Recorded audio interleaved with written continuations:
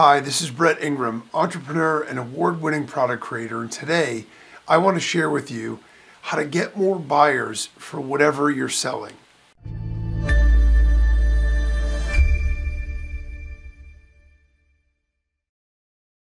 So some people might say love makes the world go round, but in business it's not love but actually sales.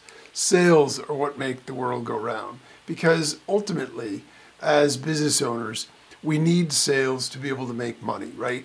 And we need money to be able to stay in business, to grow and profit. After all, that's the general idea to begin with, is that we go into business with a product or a service that we think can ultimately benefit people. And in exchange, we're able to make money, improve our own lifestyle, and change everybody else's lives in the process. So in sort of the ideal entrepreneurial world and business world, that's exactly the way things work.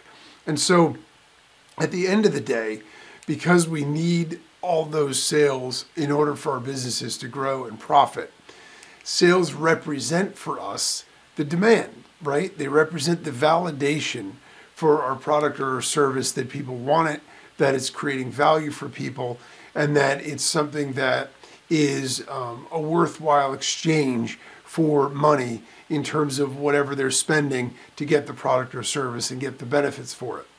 So it's funny because it's been asked probably 1,000,000 times, maybe 1,000,000,000 times in business by 1,000,000 or maybe 1,000,000,000 entrepreneurs and business owners.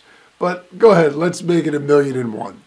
How do we make more sales without just spending more money on marketing? Because here's the thing. Everybody knows that if you had an unlimited budget, right, it'd be pretty easy to be able to grow your sales. All you'd have to do is spend more.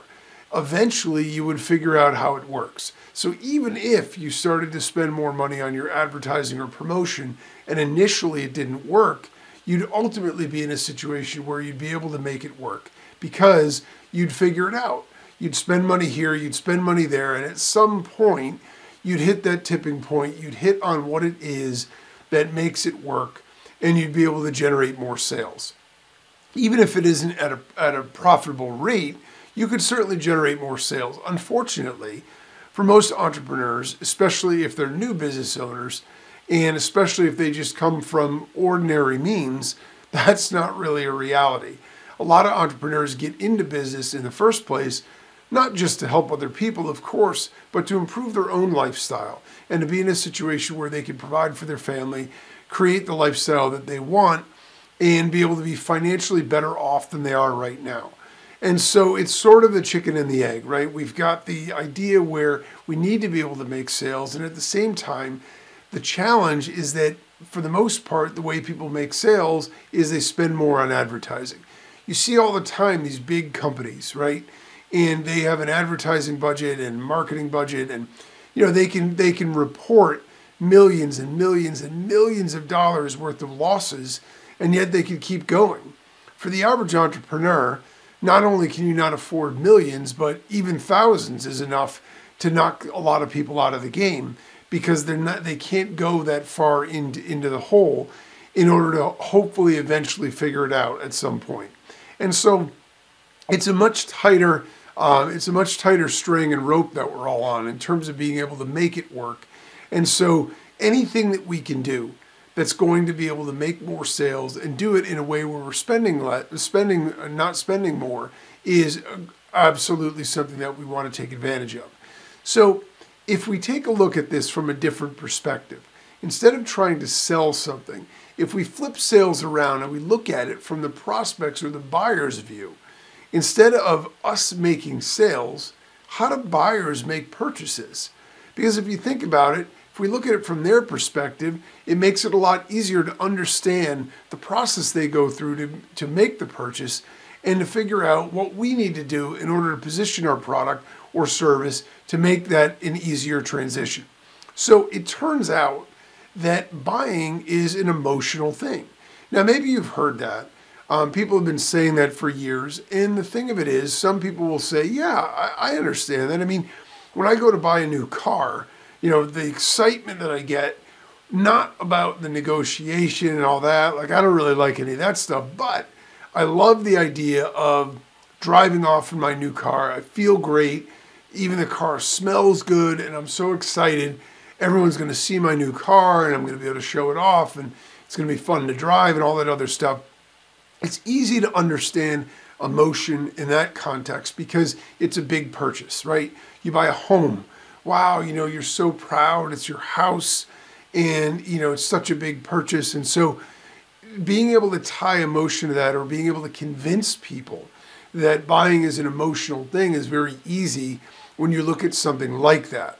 But when you look at something like, toothpaste, do you get excited when you go to the store to buy a tube of toothpaste? Ooh, this is going to make my teeth feel cleaner than they've ever felt before. Probably not. But it isn't quite that simple. It still is factual and true that buying decisions are made based on emotion.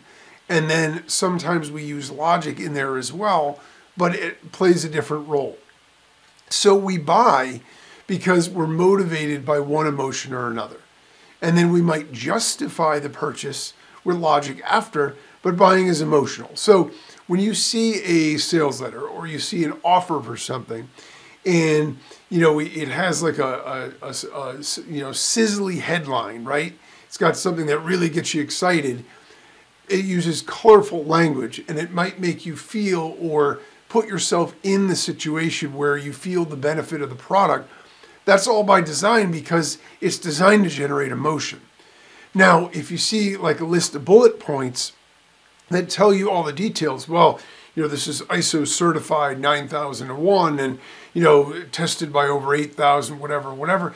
Those things are all sort of the analytical element or sort of the justification stuff because it's more logic-based, right? It's more fact-based. But the actual purchase or the headline is very rarely about being ISO 9001 certified, because at the end of the day, that isn't going to be the thing that gets people to buy. It's going to be the way that it makes them feel and the emotion that they get from it. One movie that I love, and I think it's super unique and sort of weird, and it's a mystery of how this movie ever came together or ever became successful, because it's so odd but so funny at the same time, is Napoleon Dynamite. And in it, there's a character, Uncle Rico, and he decides he's going to do some sales of basically this high-end Tupperware, and it's door-to-door sales. And he convinces Napoleon's little or big brother to go and go out and try to sell this to make money, so they can generate money, and they want to be their own entrepreneurs.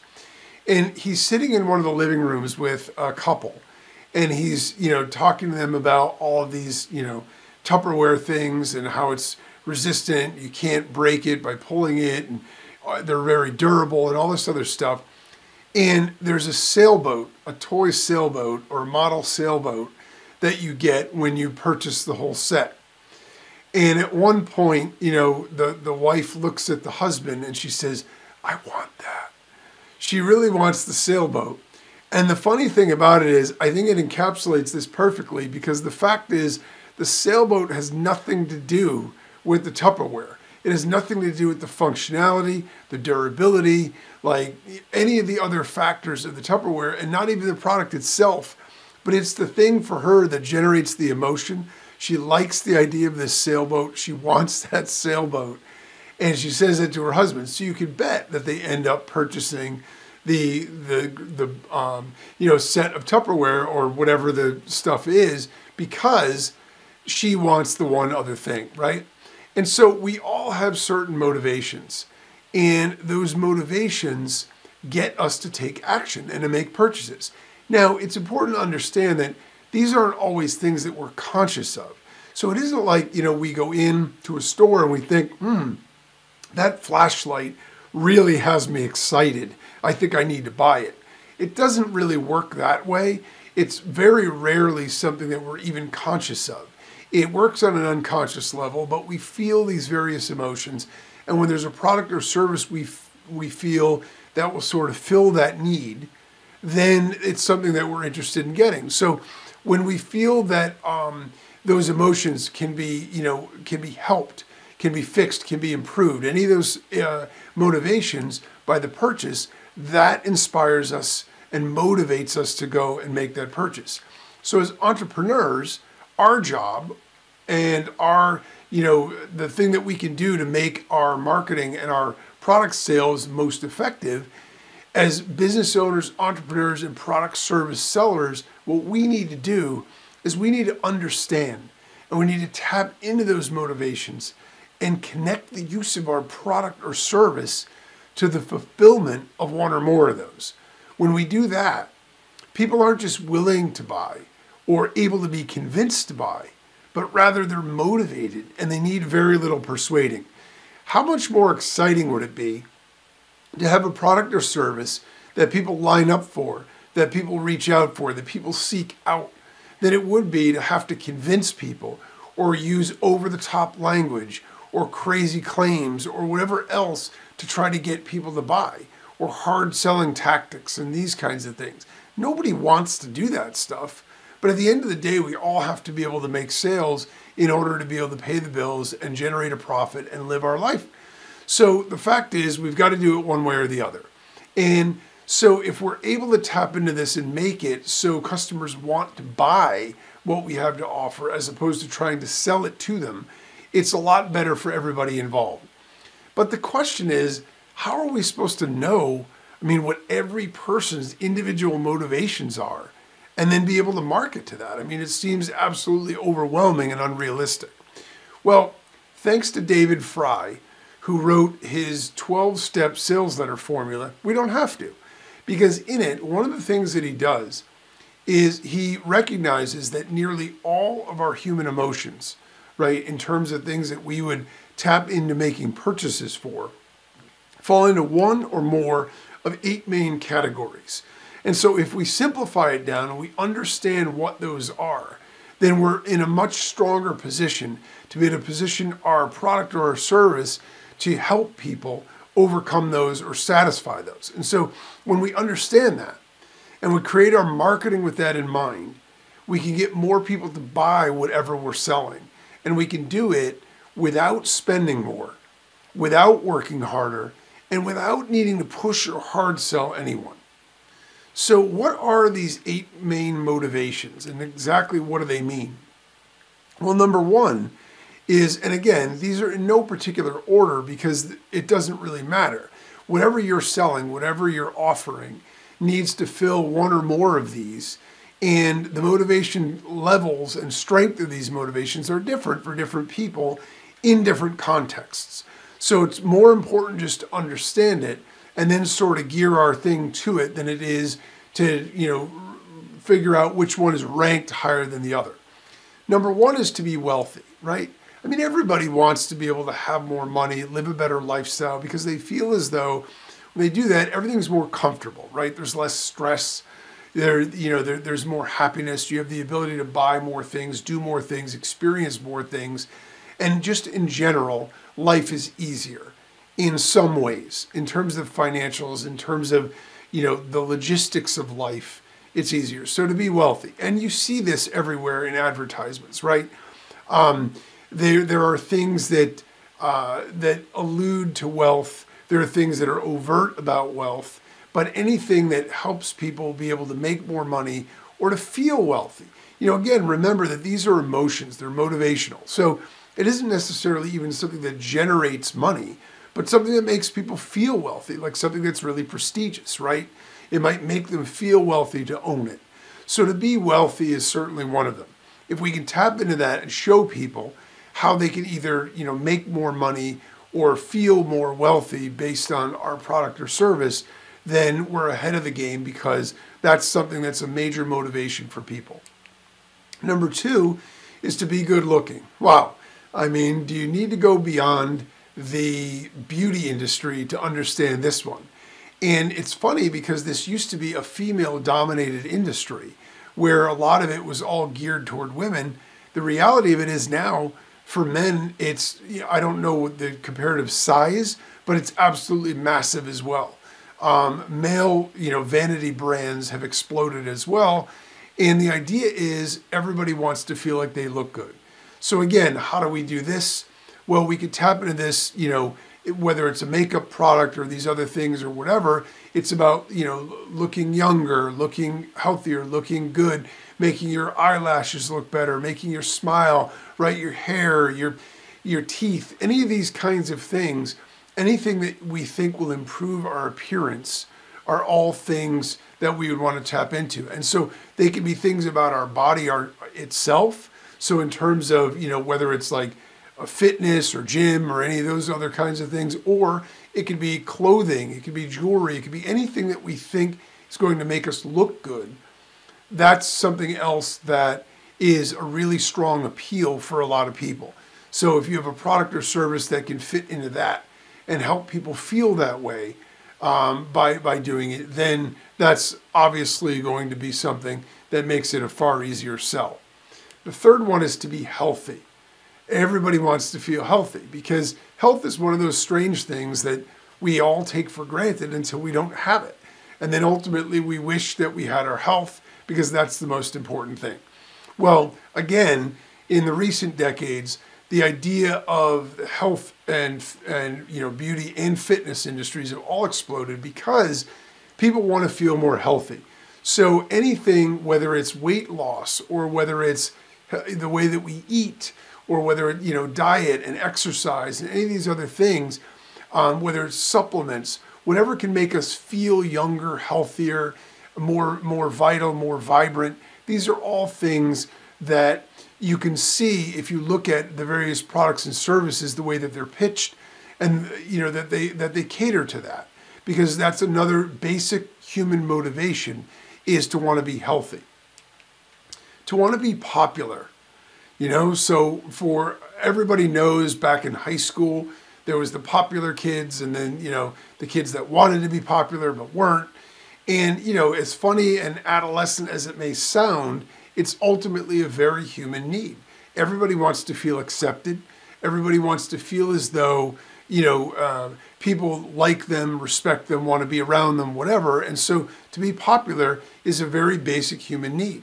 So again, you see the ad where everybody's sort of looking and their heads are turning when someone's walking by, or whatever the case may be. These are all things that are tapping into that emotion about wanting to be popular. And so the subtle message, and they're not going to say, hey, buy my widget, you'll be more popular.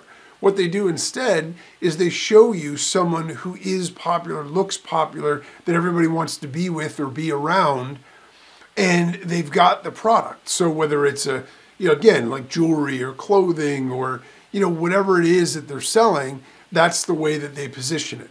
So it's the same kind of idea. If there's a way we could tap into, it helps people feel more popular. And again, these are feelings. So it doesn't have to make people be more popular. It has to make people feel more popular. So it's all about that perception. The fifth one is to have security. Everybody wants to know that they're safe, right? And the very basic, simple, ads for these are your pure security systems. When you see people saying, they show the burglar breaking in, they tell you every 6 seconds, another house is burgled or whatever, instantly you feel the need for some kind of security. Now, security can come in, a number of forms. Physical security like that, also financial security. So everybody wants to feel as though they're secure in their situation, secure in their life, secure in their home, secure in their finances, secure, physically with their safety and all these other things. So any product or service that you have that can tie into the way that makes people feel secure is another way that you can get them motivated to want to buy instead of needing to sell. The sixth one is to achieve inner peace, right? We'd all like to feel inner peace. In general, most of us are like the swan on the pond, right? It might look peaceful on the top, but underneath those legs are going 1,000,000 miles an hour to keep it afloat. And to achieve inner peace is something, everybody likes that feeling, whether you like to lay on the beach in a hammock or whatever. It just creates a warm, positive feeling when you have a sense of inner peace. And so everybody likes to feel that way. Anything that we have that can make people feel that way is obviously another great way to tap into that motivation. The seventh one is to have free time. So everybody also wants work-life balance, right? They want free time. They want to get more done. There's tons of focus on efficiency, on effectiveness, on speed, on simplicity, on ease of getting everything done, because what does that do for us? It gives us more free time. And at the end of the day, everybody wants more free time because everybody feels as though there aren't enough hours in a day, that we're always running, we're always busy. And then the eighth one is to have fun. You know, at the end of the day, we all want to have experiences that make us laugh. We all want to have experiences that, you know, that make us feel good. One of the reasons we go to the movies, right, is to have fun and to feel emotion. When you see an ad for an amusement park, what do you see? Smiling faces in the thrill ride of the exhilaration, because everybody's having fun. Everyone's smiling. Vacation ads, cruise line ads, everyone's smiling, everyone's having fun. Because they know that that's ultimately a very human emotion. And when you can tap into that and let people know, hey, do this and you're going to have fun, that's going to make people want to do that. And so any of those 8 things, if we can tap into those and show how our product or service connects to that, that's a win-win. Those are the 8 main motivations for people. If we can show prospects how one or more of those will be satisfied by using our product, customers will beat a path to our door to buy whatever we're selling. So the takeaway here is that buying is an emotional thing. When we switch our perspective from trying to sell to understanding why people buy, we can tap into the 8 primary motivations we have as humans. When we show how our product or service helps satisfy one or more of those motivations, we create desire and demand for our product. And we don't need strong arm tactics or hard selling to grow sales. People hate to be sold, but they love to buy.